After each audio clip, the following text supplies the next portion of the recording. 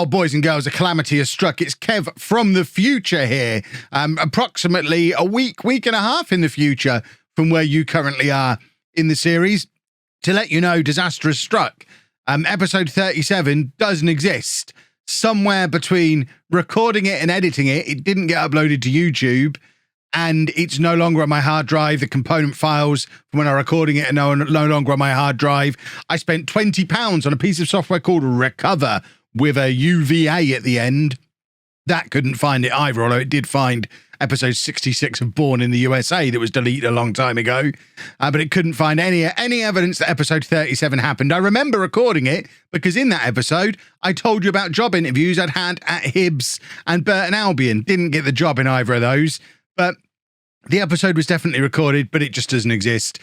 All you missed in that episode, we switched back to the 4-2-3-1 after continued rough form with the 4-4-2. It did start to work initially, going into what was the episode that wasn't, episode 37. We were unbeaten in 3 games, including putting 7 goals past Grimsby. We did then draw 2-2 away against Bromley and beat Barnet 2-1 at home. And that's where we left things at the end of episode 37. Job interviews, change of tactic, things are starting to turn around. And now we're going to jump into episode 38. The numbering will be off for the rest of the series now because I've already recorded the next week or so's worth of videos. I can't renumber them all because it won't make sense with the hello and welcome to part I do at the start. So this is the episode 38 that I recorded a week ago.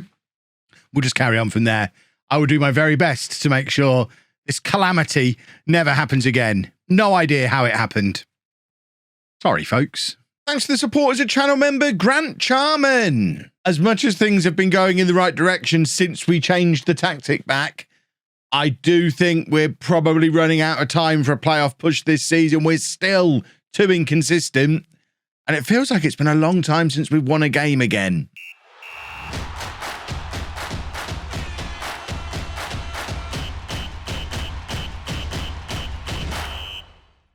Hello and welcome to part 38 of Non-League to Legend. I'm Kevin. Coming up on today's episode, we have 2 games for you in the National League. We're away in both of them. Whose idea was this? We're away against Hartlepool and we're away against Newport. Since you were last with me, things were going all right, and then they weren't. It's now been 4 league games without a win again. We did draw a couple of them. It's been a very similar story to what we were getting in the first half of the season, in that we look good and we look competitive in all these matches. So I've sat there playing through this, even started recording the intro without looking at the schedule, playing through these matches whilst editing videos, you know, half concentrating on it, watching the matches as they happen, thinking we're playing quite well. We've been a little bit unlucky, but not putting the pattern together in my mind of what's actually going on. And I look at this and I think, oh, yikes, it is as bad as it was up here. That is an entire month without a league win. We haven't won a league game this year yet. We need to get back to this. I don't really know how this became this. There have been some long gaps where we've not played any football, where because I was watching us play so well, I wasn't even squeezing friendlies in. Look, we've got 10 games there where I didn't squash in a friendly because in my mind, we'd been playing well. I genuinely think we've been playing well. Let's have a look today, shall we? I feel like there might have been a transfer that happened. There was. Harvey Cullinan. Harvey Cullinan returned from his loan that he'd been on for the last year. He'd been back in the, I say back in the League of Ireland. He started, in fact, no, he did start over in Ireland initially and then went to Sheffield United. But he didn't really play much over there, so we've just let him go to Telford on a free transfer as soon as he came back, just to make sure that his wages didn't get in the way of the wage budget again. But there is a potential big transfer going on right now. It's transfer deadline day in the Football League, and we've finally got a transfer where I've dug my heels in, and it looks like it might have worked. Armani Gilks, who we talked about in the last episode of being one of many players we've got who can play left back and left wing, and there's not much difference between any of them. Well, apparently Coventry see there is a difference with Gilks, because they came in and offered us £20,000. I did the same thing that I did with Magoma and that I did with Andrucci before Gilks, and I had the conversation with him. We agreed a price at 150,000. I think this is the new patch making that actually work now rather than the players getting in a grumpy about it, because he was happy with 150,000, didn't get grumpy. He's never asked to leave. We set the price at 150,000. Coventry came back in at 120,000. I rejected it. He still didn't get upset. They eventually came in and offered 150,000. We've accepted it because that's what we agreed we were going to do.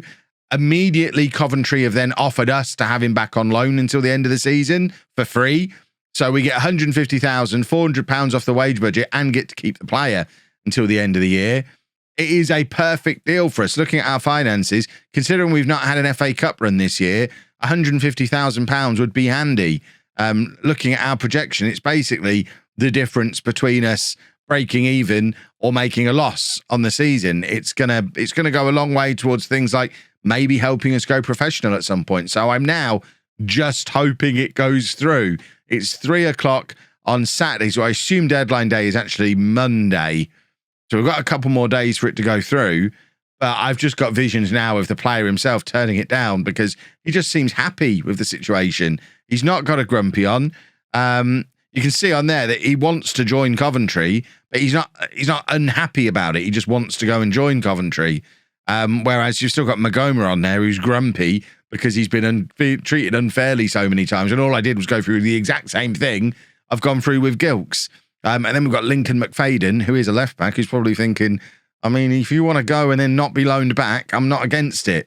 And to be honest, neither am I. If they don't loan him back, I didn't ask for it. They offered it. I'd be quite happy just to go with McFadden and Norris as our two left backs. So with all that going on, we're actually not going to get to see Gilks play for us one last time because he's suspended because he got sent off in the last match. So he's going to be sitting this one out. At least it means he's not going to get injured. And so this is the team that we're sending out to face Hartlepool. Hartlepool, who are... Where are they? Hartlepool are 6th in the league. So they would be looking at a home game against us thinking we should be winning that. To be fair, we're doing exactly what the media and the board are expecting us to do by being mid-table this year. But after last season, it does definitely sting a bit. And we are only 7 points behind 7th place Newport. Hartlepool are one of those teams, theoretically, we're chasing. I think today's the day we find out whether that is theory or whether we actually are chasing the playoffs. Because if we go to Hartlepool and lose, I think was it Hartlepool and Newport we play in these two. It's Hartlepool and Newport. I've picked this episode really well. If we go to Hartlepool and Newport and lose them both, we're definitely not going to be in the playoffs. If we go there and win them both, we are very much in the mix. I suspect we'll probably draw them both based on previous form, which I guess will be okay. We're going with Blair in goal, a back four of McFadden, Williams, Roberts and Dixon Bonner, Livermore and Magoma in midfield, Norris, Davidson and Okoflex supporting Knowles up front. Let's cross fingers. Let's hope everything works out. One thing we have done since the last episode, which is a nice little piece of news, is we've scored about 3 goals from set pieces, which means the board are no longer in a grumpy with me for not making the most of set pieces. So whatever was making the set pieces not work doesn't seem to be causing so much of an issue anymore. It's actually Williams who's proving to be our biggest threat from corners now, despite the fact we still got Shea Price at 6'5", Roberts, who was a real threat earlier in the season, Colvin, who was scoring from them for a bit, and the last 2 or 3 have all been scored by Williams. So keep an eye on him if we get a corner. He seems to be the most likely goal scorer from those situations now. Half an hour gone in this game. We've not even had a shot yet. I think Hartlepool will be pretty happy with how things are going. And now they've got a corner and Roberts is there to get the ball headed clear. But it's only as far as a Hartlepool player. And they are going to keep this move going. Ball coming back in again. And I think Blair's just about got that covered. They are the first highlights of the game. And as you would expect, looking at those match stats, they've gone in the direction of Hartlepool. Although we are actually ahead on XG. I wonder what we did to get the XG, because we've done nothing to warrant a highlight in that first half. And I guess we're probably okay drawing these games. I mean, it would send a real message to the rest of the league if we went and beat Hartlepool and Newport away from home in back-to-back games. But the form we've been in all year and the form we've been in all month suggests if we can just avoid losing, that would be a positive. And in fact, does lead to us taking a step up the league table, albeit an advancement of league position, but a bigger gap forming between us and the playoffs. So not really ideal. Williams is there to head clear, but once again, it's only as far as that guy that Hartlepool have stationed hovering outside the penalty area when they have these corners. But the resultant chance is straight into the hands of Blair in goal again. And we've made it all the way through to 70 minutes. We haven't had a highlight yet. There has been no attack that has been good enough to deserve us having a little look at it. So I think that's a message to me to change up the attacking players a little bit. So we're going to bring McAneff on to play as an inverted winger on that side. We're going to bring McKiernan on to play up front. And I think we're probably going to take off Davidson as well, get Johnson on in midfield and push Magoma up there. I'm tempted, actually, to do it this way and change everything about the front four, move Okoflex over to the other side and have McAneff playing as the winger over there. So it just changes up what Okoflex is doing as well. And he's been quite the goal threat for us lately. He's been weighing in with a few goals. So having him more focused on scoring rather than creating might be a positive thing for us, although he's run himself into trouble there, trying to beat a man deep in our own half. And if this leads to a goal, I'll be cross. That has got to be offside by a gazillion miles. Linesman has got his flag up. I was going to say, I mean, he is 4 or 5 yards offside there, and we do get the decision go our way, as you would expect. The refs can't be that bad, surely. But I actually think we're going through an entire game with no attacking highlight, despite getting a 1.35 XG compared to their 0.49. So there's been chances. We've just not been allowed to look at them. In fact, here we have an attacking. No, it's not an attacking highlight for us. The ball did go into the other half, but straight into the feet of a Hartlepool player, and it was just the end of the game. I don't think in all my years playing Football Manager, I don't know that I've ever had a match before where we didn't get a single attacking highlight, especially one where the match stats suggest we potentially had the better of the game. What a weird match that was.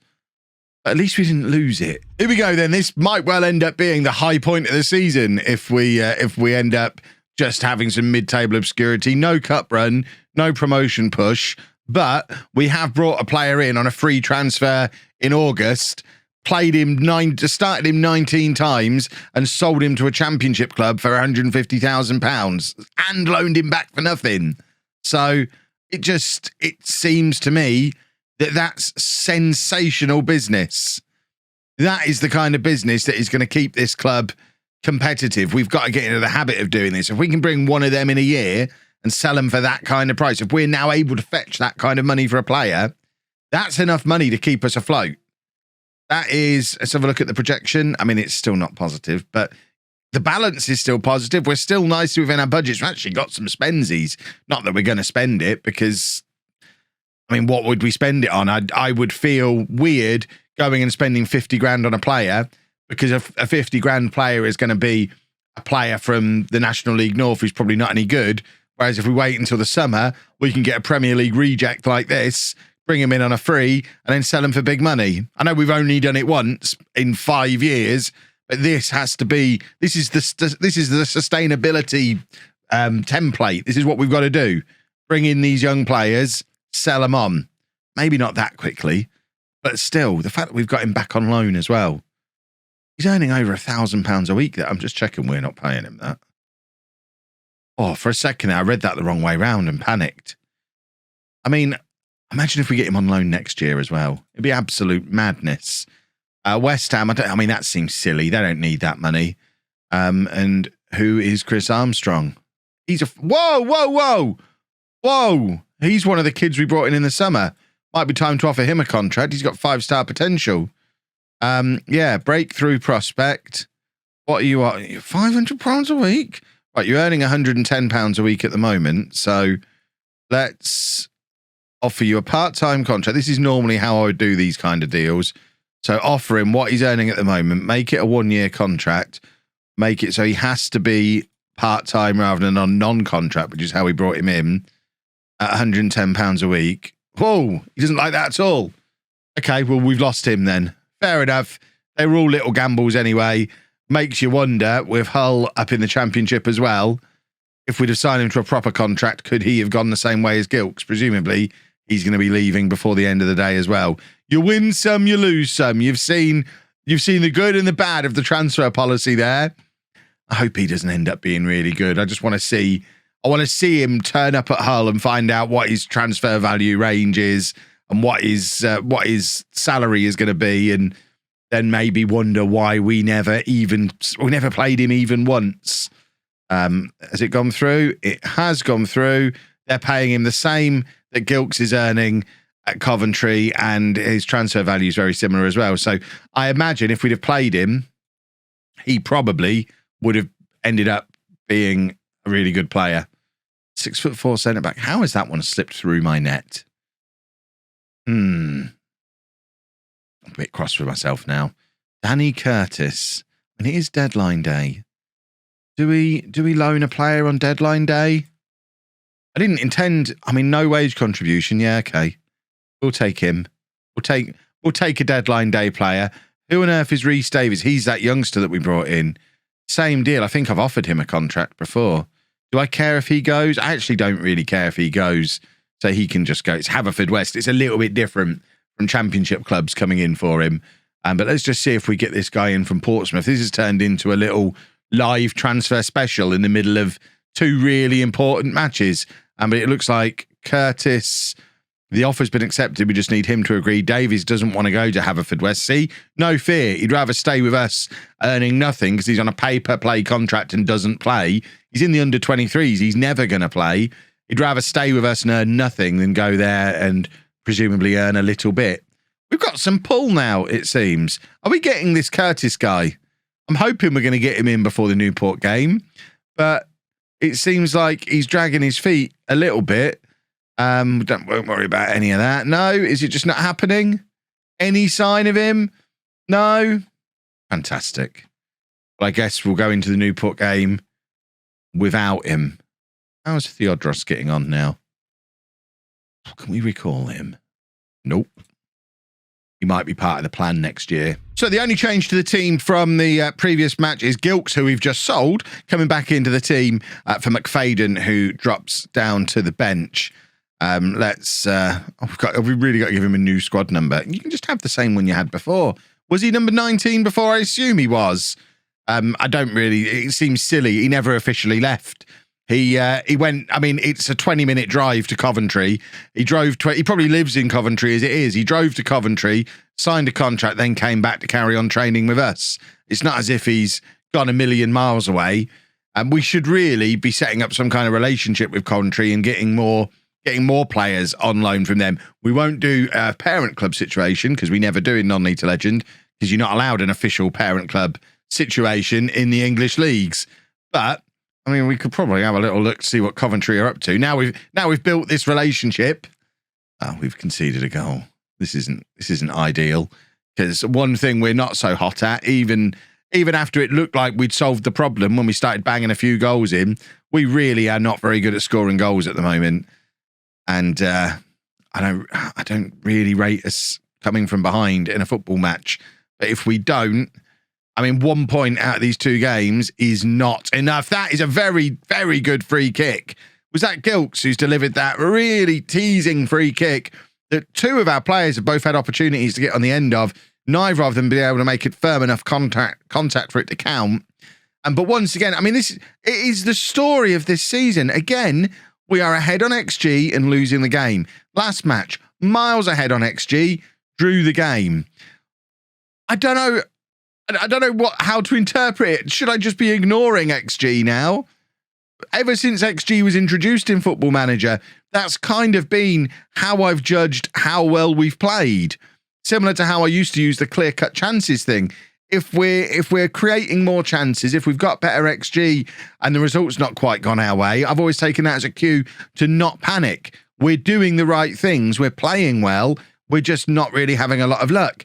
But it's been over a year now since Christmas of last season where we've been outplaying teams, supposedly, bettering them on XG and losing or drawing. And there's got to come a point where it's not bad luck. We're doing something wrong, but goodness knows what it is. Why do they get to score from their 0.3 XG, but we don't? Is our goalkeeper rubbish? Is our striker rubbish? Are they both rubbish? I think it's probably that they're all a bit rubbish. I think us being part-time is a real handicap that we've got. Right. McAneff's going to come on. We're also going to bring on Johnson. I mean, we're doing the same changes. We're going to bring on McKinnon as well. So let's just shuffle this around. McAneff can go out there. And then we're going to bring... You know what? We'll try Livermore further forward this time. All these midfielders can play in that little pocket of space. So we'll try him in there this time. We've gone attacking as well. Let's see what happens. We're going to demand more. We've got to at least not lose the game. This leaves us 11 points behind Hartlepool with, 11 games to go? Is it a 46-game season? Yeah, it is, isn't it? 11 points behind with 11 games to go. He's as good as not in the race anymore, I think. And although an equaliser is not going to make that much difference, he's something, isn't it? I think if it ends like this, we probably just go all the way through to the end of the season from here because we're done. We're just finishing mid-table. How are we hitting the crossbar again? How many times do we have to rattle the frame of the goal? Oh, this season. This rotten old, smelly old season. I've had enough of it. We'll be back tomorrow. Obviously, we'll be back tomorrow. We're always back tomorrow. We'll be back tomorrow. I think I'm just going to show you the last couple of games of the season. We'll just go all the way through from here because we're done. I mean, unless we have a really nice FA trophy run, in which case I'll show you that. But league-wise, I know we're in 11th place and it's not all over yet, but we're 9 points behind Notts County and they've got 2 games in hand on us. If some kind of miracle happens and we start to get back in this fight, we'll come back a little bit sooner. Otherwise, I'll just show you the last couple of games of the season so you can see where we end up. And we'll rebuild from there. I am, for the first time in the series, starting to look at this screen. There's nothing there for me at the moment. I'm starting to have a little look. So I am starting to think that being part-time is what's holding us back. I think I'm doing everything right. I think it's the fact we're part-time. We can't train. We can only train. In that first half of the season, we don't train at all. Like a week like this, we've got 2 training sessions. We're not as fit as everybody else and we can't develop our players. We can't train. I think it's getting close to time to move on or ask if we can go professional. See what they say. Probably going to say no, aren't they? We'll find that out in the next episode. If you've enjoyed that, please make sure you leave a nice big thumbs up on there for me. Subscribe to the channel for daily Football Manager videos. And thank you very much for watching.